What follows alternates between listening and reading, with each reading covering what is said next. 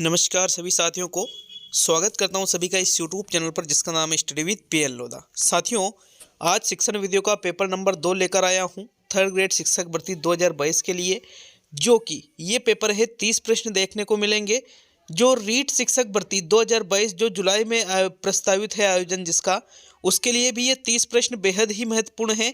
और उसके बाद में जो मुख्य परीक्षा यहाँ पर आयोजित की जाएगी उसके लिए भी ये 30 प्रश्न बेहद ही महत्वपूर्ण है। लेवल 1 के लिए भी है और लेवल 2 के लिए भी है। देखिएगा, वहाँ पर भी आपके शिक्षण विधियों के प्रश्न आते हैं मुख्य परीक्षा में भी, और पात्रता परीक्षा में भी शिक्षण विधियों के प्रश्न आते हैं। तो निश्चित रूप से वीडियो को पूरा देख करके जाइएगा साथियों, बहुत ही अच्छे शानदार प्रश्न आपको व्याख्यात्मक रूप से यहाँ पर देखने को मिल जाएंगे। तो चलिए वीडियो को शुरू करते हैं। आपके पहला प्रश्न हम देखते हैं। प्रश्न नंबर 1 है, परंपरागत सहायक उपकरण है दूरदर्शन, श्यामपट्ट, चलचित्र और आकाशवाणी। देखिएगा, परंपरागत का मतलब होता है जो पहले से चला आ रहा है साथियों। तो इनमें से जो श्यामपट्ट है इसको हम परंपरागत सहायक उपकरण के नाम से जानते हैं। दूसरा विकल्प पहले प्रश्न में सही है आपके।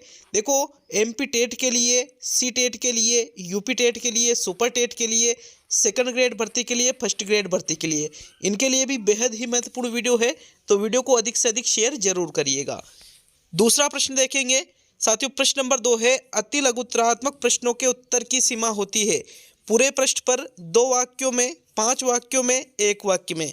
देखिएगा, प्रश्न पूर्णतः स्पष्ट नहीं है, क्योंकि यहाँ पर पूरे पृष्ठ पर तो अति लघुत्तरात्मक होते नहीं। एक तो होता है वस्तुनिष्ठ प्रश्न, ठीक है, जिनकी उत्तर सीमा 1 शब्द की होती है। एक होता है अति लघुत्तरात्मक प्रश्न, एक होता है लघुत्तरात्मक प्रश्न, और एक होता है निबंधात्मक प्रश्न। तो निबंधात्मक बड़ा, लघुत्तरात्मक भी बड़ा होता है, वस्तुनिष्ठ 1 शब्द का, और जो अति लघुत्तरात्मक होता है नॉर्मल। साथियों, ऐसा प्रश्न आने पर आपको करना है 1 वाक्य में इसकी उत्तर सीमा होती है, ठीक है। अगर इस प्रश्न पर डाउट हो तो नीचे आप कमेंट भी कर सकते हो। नेक्स्ट प्रश्न नंबर 3 पे आते हैं। तो चलिए तीसरा क्वेश्चन देखेंगे। प्रश्न संख्या 3 है, निबंधात्मक परीक्षा की अपेक्षा कौन सी परीक्षा विश्वसनीय होती है? वस्तुनिष्ठ परीक्षा, भाषा परीक्षा, साक्षात्कार परीक्षा, लिखित परीक्षा। एक महत्वपूर्ण सूचना देना चाहूँगा कि कल आपके 2013 का जो मुख्य परीक्षा का पेपर हुआ था डिस्ट्रिक्ट वाइज, तो कल मैं आपको फर्स्ट लेवल का पेपर हल कराने वाला हूं, जिसमें राजस्थान जीके के 60 क्वेश्चन आए थे, और जो मतलब टोटल सब्जेक्ट, टोटल सिलेबस वहां पर आपको हो जाएगा, ठीक है। और जो सेकंड लेवल वाले हैं वो भी देख लें कि भाई किस प्रकार से राजस्थान की जीके आपके आती है।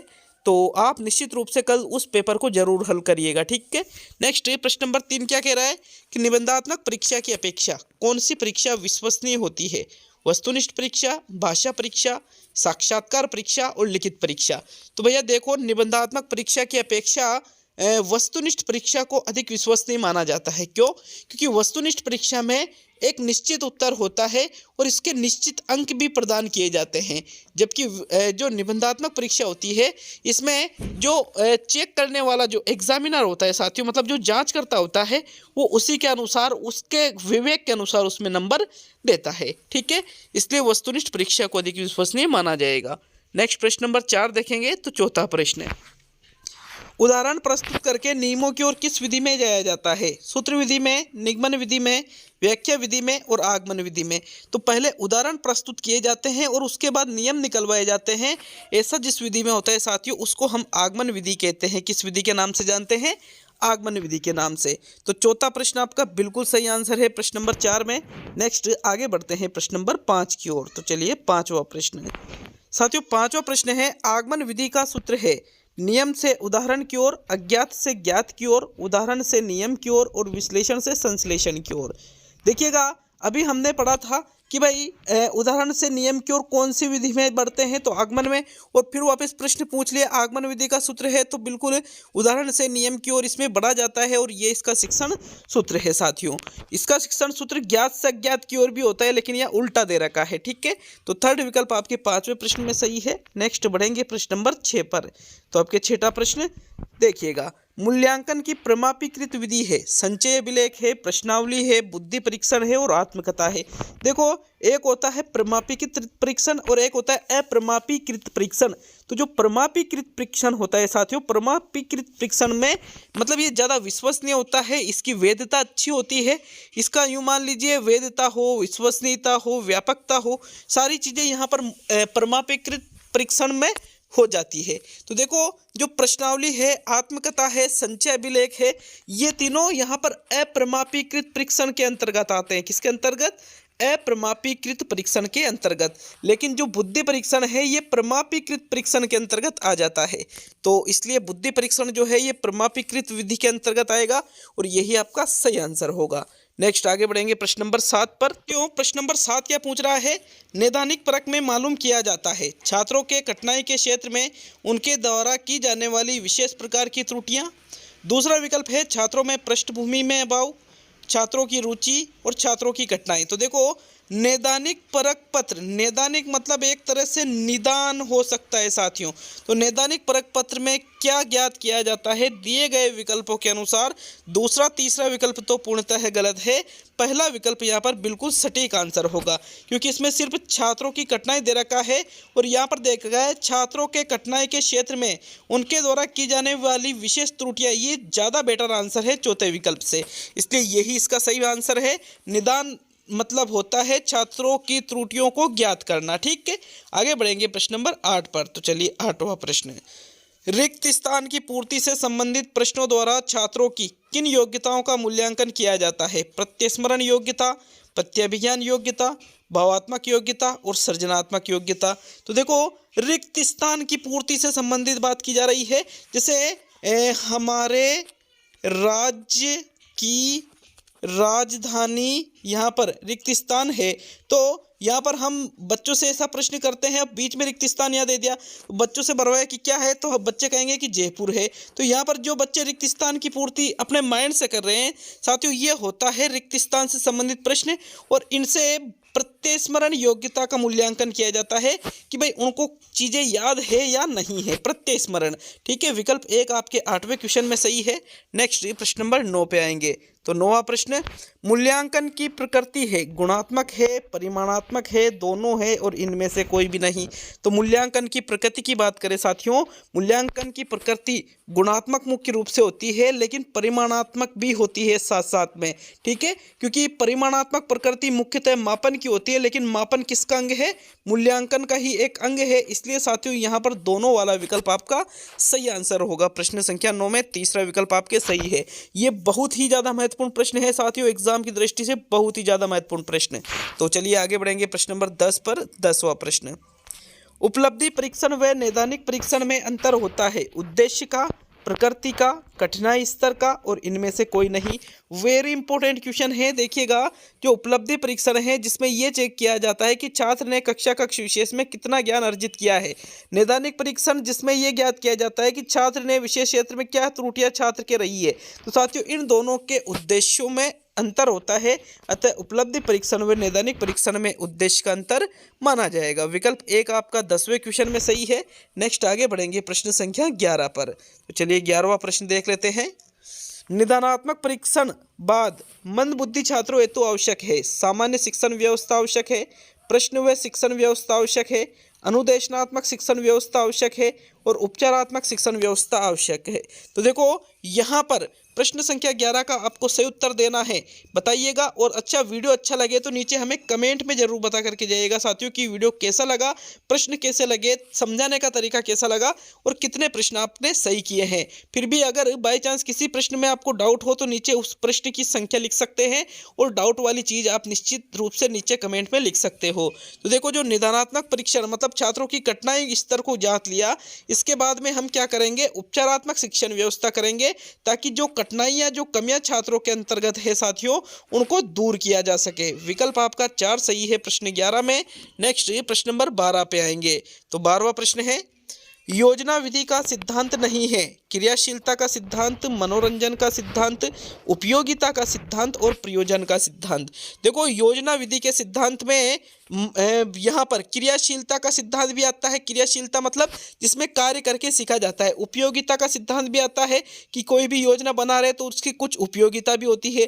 प्रयोजन का सिद्धांत भी आता है, प्रयोजन मतलब उसका उद्देश्य क्या है, कोई भी योजना बना रहे हैं तो उसका एक उद्देश्य भी होना चाहिए, उसकी प्राप्ति हेतु बनाई जाती है, तो ये भी है। लेकिन मनोरंजन का सिद्धांत या योजना विधि के सिद्धांतों में नहीं आता है। विकल्प नंबर आपका 2 सही है साथियों 12वें प्रश्न में।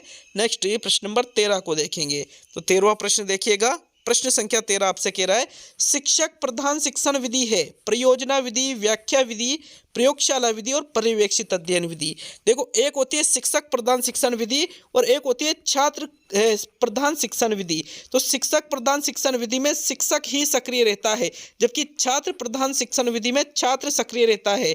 ठीक है, तो साथियों यहाँ पर जो परियोजना विधि है, प्रयोगशाला विधि है, पर्यवेक्षित अध्ययन विधि है, ये तीनों तो छात्र केंद्रित या छात्र प्रधान विधियों के अंतर्गत आ जाती है। लेकिन जो व्याख्यान विधि है इसमें सिर्फ और सिर्फ शिक्षक के द्वारा ही कार्य किया जाता है, छात्र सिर्फ मुख्य दृष्टा होकर यहाँ पर सुनते रहते हैं। तो यहाँ व्याख्यान विधि क्या है? शिक्षक प्रधान शिक्षण विधि है या शिक्षक केंद्रित शिक्षण विधि है, क्योंकि शिक्षक ही इसमें सक्रिय रहता है। तो विकल्प नंबर आपका 2 सही है 13वें में। नेक्स्ट प्रश्न नंबर 14वें प्रश्न को देख लेते हैं। शिक्षण प्रक्रिया में सहायक सामग्री का महत्व है। शिक्षण प्रक्रिया को बोधगम्य बनाने में, शिक्षण प्रक्रिया को रुचिकर बनाने में, शिक्षण प्रक्रिया को सरल बनाने में और इनमें से सभी। तो भाई सहायक सामग्री क्या क्या महत्व होता है? बोधगम्य भी ये बनाती है शिक्षण प्रक्रिया को, रुचिकर भी बनाती है, सरल भी बनाती है।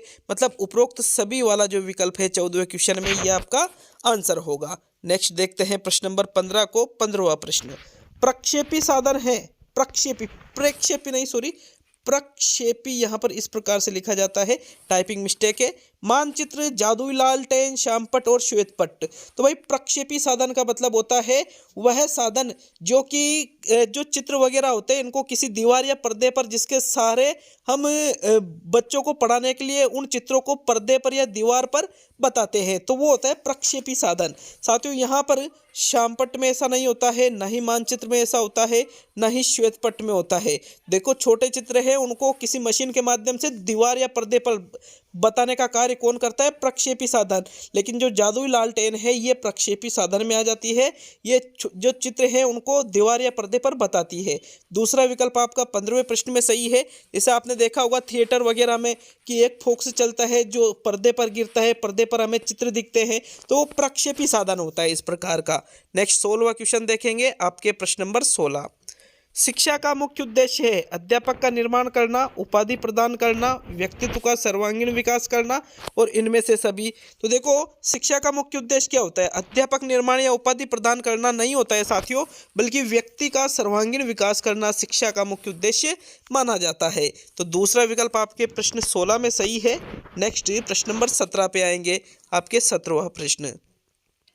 शिक्षा का मुख्य कार्य है उपाधि प्रदान करना, आगे की कक्षा में प्रवेश देना, शील निर्माण करना और इनमें से कोई नहीं। मैंने कई बार आपसे मैं कह चुका हूं कि जो एग्जाम होता है इसमें एक विकल्प अगर आ जाए इनमें से कोई नहीं, तो लगभग वो आंसर आपका हो ही नहीं सकता, उसको तो आप एक तरफ रख दीजिएगा। अब आपके सामने 3 विकल्प बच रहे हैं। तो भाई उपाधि प्रदान करना, आगे की कक्षा में प्रवेश देना, ये नहीं बल्कि शील निर्माण या फिर व्यक्तित्व निर्माण करना इसका अर्थ होता है। साथियों यहाँ पर यही विकल्प आपका सबसे बेस्ट आंसर है। प्रश्न नंबर 17 में 3rd विकल्प आपका आंसर होगा। नेक्स्ट आगे बढ़ेंगे प्रश्न नंबर 18 पर। तो चलिए 18वां प्रश्न, शिक्षा ग्रहण का प्रमुख अंग है छात्र, धन, विद्यालय और शिक्षक। तो भाई शिक्षा ग्रहण किसके द्वारा की जाती है? यहाँ पर धन के द्वारा नहीं की जाती है, ना ही विद्यालय के द्वारा की जाती है, बल्कि छात्र के द्वारा यहाँ पर शिक्षा ग्रहण की जाती है। तो इसलिए शिक्षा ग्रहण का प्रमुख अंग भी किसे माना जाएगा? छात्र को। विकल्प नंबर आपका 1 बिल्कुल सही आंसर है 18वें प्रश्न में। नेक्स्ट देखते हैं प्रश्न नंबर 19 को। तो साथियों 19वां प्रश्न देखेंगे, छात्र द्वारा अर्जित ज्ञान के परीक्षण हेतु आवश्यक है वाद विवाद, प्रश्नोत्तर, मूल्यांकन और प्रतियोगिता। देखो, अर्जित ज्ञान की छात्र ने कितना ज्ञान अर्जित किया है, इसके लिए हम कौन सा परीक्षण करते हैं साथियों? मूल्यांकन करते हैं। तीसरा विकल्प आपका 19वें प्रश्न में सही है। नेक्स्ट देखेंगे प्रश्न नंबर 20 को। तो चलिए 20वां प्रश्न, मूल्यांकन का निकटतम संबंध है विषय वस्तु से, मूल्यांकन प्रविधियों से, उद्देश्यों से और सीखने की क्रियाओं से।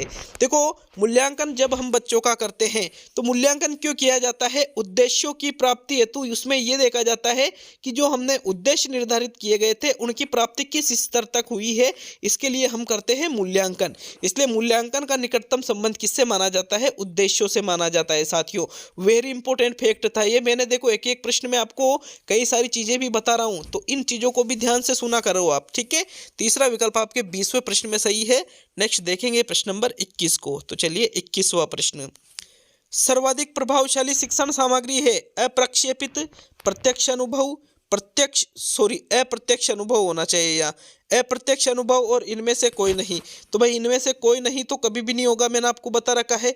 अब जब भी यूँ पूछा जाता है सर्वाधिक प्रभावशाली सामग्री है, तो साथियों अगर प्रत्यक्ष अनुभव वहां पर विकल्प में दे रखा हो तो वो ही आंसर होता है। विकल्प नंबर आपका 2 सही है प्रश्न नंबर 21 में। नेक्स्ट 22वें प्रश्न को देखते हैं। याद रखिएगा प्रत्यक्ष अनुभव सबसे बेस्ट माना जाता है, सबसे बेस्ट आप कह सकते हो, ठीक है। मोस्ट स्टार 5 स्टार होता है ये ना। नेक्स्ट प्रश्न नंबर 22 पे क्या आपसे पूछ रहा है, तो ये देखिएगा प्रयोजना विधि कितने मुख्य सोपान प्रयुक्त होते हैं प्रयोजना विधि में? 4, 3, 8 और 6। तो देखो प्रयोजना विधि किलपैट्रिक के द्वारा प्रयोजना विधि दी गई थी साथियों, और इसमें कुल सोपानों की संख्या होती है 6। क्या होता है, कितने होते हैं? 6 सोपान इसमें होते हैं टोटल। यहाँ पर चौथा विकल्प आपके 22वें क्वेश्चन में सही है। प्रयोजना विधि में करके सीखा जाता है, छात्र केंद्रित विधि मानी जाती है इसको, ठीक है। नेक्स्ट ये प्रश्न नंबर 23 को देखेंगे। तो चलिए 23वें प्रश्न को देखते हैं। देखो 23वां प्रश्न आपसे पूछ रहा है कौन सी प्रक्षेपित सामग्री है? बुलेटिन बोर्ड है, OHP है, प्रतिमान है और फ्लैनल बोर्ड है। मैंने वापस कहा आपसे कि प्रक्षेपी या प्रक्षेपित सामग्री वह होती है जो किसी भी छोटे चित्रों को दीवार पर या पर्दे पर बड़ा करके दिखाया जाता है, जिसमें वो सभी सामग्री प्रक्षेपित होती है साथियों। तो यहाँ देखो बुलेटिन बोर्ड में सूचना लिखी जाती है, फ्लैनल बोर्ड में भी ऐसा नहीं होता है, ना ही प्रतिमान तो क्या जैसे पृथ्वी का प्रतिमान बना दिया, ठीक है, तो उसमें भी ऐसा नहीं होता है। बल्कि OHP जो ओवरहेड प्रोजेक्टर होता है, OHP का फुल नाम क्या है?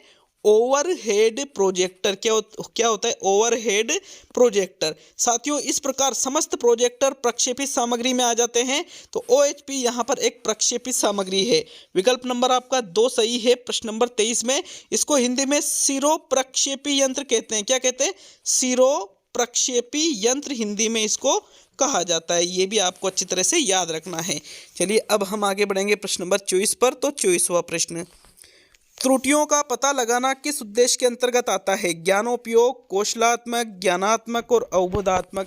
त्रुटियों का पता लगाना, देखो भाई त्रुटियों का पता जब भी लगाया जाता है वो ज्ञानोपयोग तो होता नहीं है, क्योंकि इसमें तो ज्ञान का उपयोग, सीखे गए ज्ञान का उपयोग किया जाता है। ज्ञानात्मक भी नहीं होता है, ज्ञानात्मक में तो सीखा जाता है।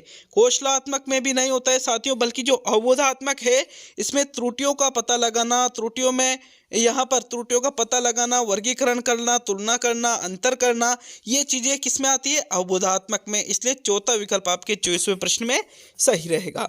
नेक्स्ट देखेंगे प्रश्न नंबर 25 को। तो 25वां प्रश्न है, प्रयोजना विधि की विशेषता नहीं है, मनोवैज्ञानिक विधि है, करके सीखने पर आधारित है, समस्या का व्यवहारिक हल निकाला जाता है और कम खर्चीली है। तो भाई प्रयोजना विधि मैंने अभी बताया था किलपैट्रिक ने दी थी, करके सीखा जाता है, तो ये तो इसकी विशेषता है। मनोवैज्ञानिक भी है, छात्र केंद्रित भी है, समस्या का व्यवहारिक हल भी निकाला जाता है, लेकिन इसमें खर्चा ज़्यादा आता है, कम खर्चीली नहीं है साथियों ये। तो फिर आपका कौन सा विकल्प आपका सही है प्रश्न नंबर 25 में? चौथा विकल्प आपके बिल्कुल सही आंसर है प्रश्न संख्या 25 में। नेक्स्ट सही 26वें प्रश्न को देखेंगे। देखो क्योंकि क्या पूछा था, प्रयोजना विधि की विशेषता नहीं है, कम खर्चीली नहीं है भाई, है ना। तो 26वां प्रश्न देखते हैं। प्रश्न नंबर 26, प्राथमिक कक्षा को रामायण प्रकरण पढ़ाना चाहते हैं तो इसके लिए सर्वश्रेष्ठ विधि है अनुसंधान विधि, वाद विवाद विधि, कहानी विधि, समस्या समाधान विधि। अब आपको रामायण बच्चों को पढ़ाना है प्राथमिक कक्षा के लिए। साथियों रामायण पढ़ाने के लिए हम वाद विवाद तो करवाएंगे नहीं, ना ही अनुसंधान को करवाएंगे, ना ही समस्या का समाधान, बल्कि कहानी विधि का प्रयोग हम यहाँ पर करते हैं। तो कहानी के रूप में आप रामायण को अच्छी तरह से बच्चों को पढ़ा सकते हैं। तो विकल्प नंबर आपका 3 सही है प्रश्न नंबर 26 में। नेक्स्ट ये प्रश्न नंबर 27 पे आते हैं। 27वां प्रश्न, उपचारात्मक शिक्षण का मूल उद्देश्य है छात्रों का शैक्षिक उन्नयन करना, छात्रों की शैक्षिक उपलब्धि का मूल्यांकन करना, छात्रों की विषय वस्तु संबंधी कठिनाइयों का निवारण करना, और इनमें से कोई नहीं। तो फिर मैंने कहा कोई नहीं वाले विकल्प को तो हटा दो। तो पहला, दूसरा या तीसरा, मैंने कहा था आपसे उपचारात्मक शिक्षण का मतलब क्या होता है साथियों, जिसमें बच्चों की त्रुटियों को दूर किया जाता है, तो विषय वस्तु संबंधी कठिनाइयों का निवारण इसमें किया जाता है। विकल्प नंबर आपका 3 सही है, यही उपचारात्मक शिक्षण का मूल उद्देश्य माना जाता है। नेक्स्ट 28वें प्रश्न की ओर बढ़ेंगे साथियों। प्रश्न नंबर 28, उत्प्रेरणात्मक उपक्रम है, प्रस्तावना है, व्याख्या है, पुनर्बलन है और श्यामपट्ट है। उत्प्रेरणात्मक उपक्रम का मतलब होता है जिसमें छात्रों का जो पूर्व ज्ञान है उसको नवीन ज्ञान से जोड़ा जाए। तो ऐसा कार्य किसमें किया जाता है? प्रस्तावना में किया जाता है साथियों। विकल्प आपका एक बिल्कुल सही आंसर है 28 में। नेक्स्ट 29वां क्वेश्चन देखते हैं। देखो मैं वापस कह रहा हूँ, वीडियो अच्छा लगे तो लाइक जरूर करिएगा और चैनल पर नए हो तो चैनल को सब्सक्राइब करके हमें मोटिवेट करिएगा, तब ताकि आपके लिए और ज़्यादा मेहनत हम कर सके साथियों। तो अंतिम और 29वां क्वेश्चन देखते हैं। ये भी कमेंट करके जाइएगा कितने प्रश्न आपके सही हो रहे हैं। तो 29वां क्वेश्चन, पाठ योजना के प्रस्तुतिकरण में बल दिया जाता है किस पर? मूल्यांकन पर, छात्र अध्यापक अधिगम अंतः क्रिया पर, पुनरावृत्ति पर, और इनमें से कोई नहीं। वापस कोई नहीं को आप हटा दो। देखो प्रस्तुतिकरण का मतलब होता है जो प्रकरण हमारा है, जो टॉपिक हमारा है, वो बच्चों को पढ़ाने के लिए हम तैयार हो चुके हैं, सारी चीज़ें हमने कर ली है, अब वो टॉपिक हम पढ़ा रहे हैं। तो साथियों उसमें सबसे ज़्यादा बल किस पर दिया जाता है? छात्र अध्यापक अधिगम अंतः क्रिया पर। दोनों एक दूसरे से अंतः क्रिया करें, अध्यापक भी छात्रों को बताए, छात्र भी अध्यापक से यहाँ पर कुछ सवाल पूछे, छात्र भी अध्यापक के सवालों का जवाब दे, अंतः क्रिया आपस में की जाती है। तो दूसरा विकल्प आपके 29वें क्वेश्चन में सही है साथियों। 30 की जगह 29 ही प्रश्न में लेकर आया हूँ। तो यहाँ पर ये प्रश्न आपको कैसे लगे हमें नीचे कमेंट में जरूर बताइएगा। रेगुलर आपको निश्चित रूप से टेस्ट सीरीज मिलेगी, बिल्कुल पूरे एग्जाम तक, जो मुख्य एग्जाम होगा वहाँ तक आपको निःशुल्क टेस्ट सीरीज मिलेगी और बिल्कुल लेवल की टेस्ट सीरीज मिलेगी, एग्जाम लेवल की साथियों। ठीक है, तो इसलिए चैनल को सब्सक्राइब जरूर करिएगा और वीडियो को अधिक से अधिक शेयर जरूर करिएगा। मिलते हैं अब अगले वीडियो में। सभी दोस्तों का बहुत बहुत धन्यवाद, आपने वीडियो को पूरा देखा साथियों।